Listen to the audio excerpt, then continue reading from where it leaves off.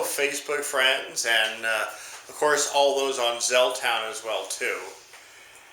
I wanted to talk to you about faith and about just how it seems like our faith has been tested as of late. I'm not sure if you feel like that, but I have. Recent events, and of course we've had the virus, and then more recently we've had, the civil unrest, has made us think like, what's going to happen?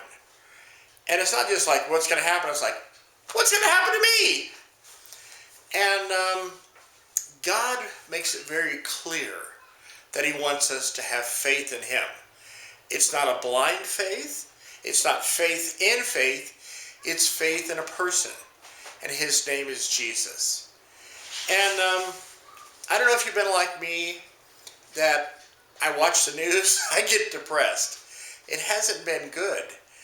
And certainly we need to be praying for God to, step in and heal people and help people that are sick. And then with all the unrest in our country, we need to be praying for revival, really. But what I'm talking about right now is your own personal faith. And oftentimes, if I would ask you this question, is God faithful? I'm sure all of us would say, yes, God is certainly faithful. On the flip side, if I were to ask, do you trust God all of the time in every circumstance? I think both me and you would have the same answer, not quite so well. So there's a couple passages from Hebrews 11 I want to read for you, and also another one in 2 Corinthians. The first one is Hebrews 11, 1 and 2. Now faith is the assurance of things hoped for, the conviction of things not seen. For by it the men of old gained approval. So faith is the assurance of things hoped for, the conviction of things not seen. So we don't have faith in those things we can see. Not in our 401k. It's not in, our bank account or our big home. No, our faith is in God. And the other verse I want to read from Hebrews 11 is verse 6. And without faith, it is impossible to please him. For he who comes to God must believe that he is, and that he is a rewarder of those who seek him. Wow. Do we seek him? Are we praying? There was a great passage I mentioned in a previous video post of the widow who was trying to seek justice, but she was with the unjust judge. And in that passage, Jesus says something really interesting. He says at the very end, "But when the Son of Man comes, will he find faith on the earth?" And the whole context of this passage in Matthew is prayer. In the beginning, he says, he tells his disciples this parable that they should always pray and not give up. So yes, we should always pray and not give up. And there's a connection between prayer and faith. When we're praying, we're saying, God, we know you can do something when we can't. So there's an old mini church I used to belong to, and he's now a pastor.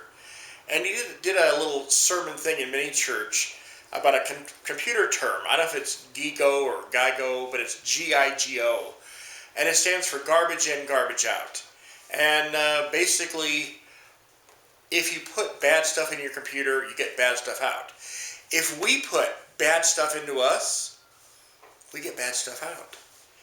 So I know that my nerves have been the worst when I watch the news more. And I want to watch the news, but then I don't want to watch the news. But what we really need to strengthen our faith and to make our faith stronger. And we could say, yes, I believe God is going to see us through. Does it mean things will turn out the way we want them to? No. But it means that God is always with us. Jesus told us, never will I leave you or forsake you. So we need a constant intake of God's word. We need to read His Word for content, not just like, I read 20 chapters in half an hour and I'm done. Really delve into His Word. His Word will enliven us. It will bring us back into focus. And we'll realize that God is faithful, that God is in control. Even, especially because we have to realize we're not in control. The last verse I want to share with you is one of my favorites. It's from 2 Corinthians 4. For momentary light affliction is producing for us an eternal weight of glory, far beyond all comparison, while we look not at the things which are seen, but at the things which are not seen. For the things that are seen are temporal, but the things which are not seen are eternal. Our hope right now is not seen. When we look at the world, we get sad because things are bad right now. Things are out of our control. But when we look to God, the things that are not seen, we are hopeful because God will make sense of all things one day. So, beloved brothers and sisters, have faith in God, trust in Him, and go read His Word. I love you. Bye.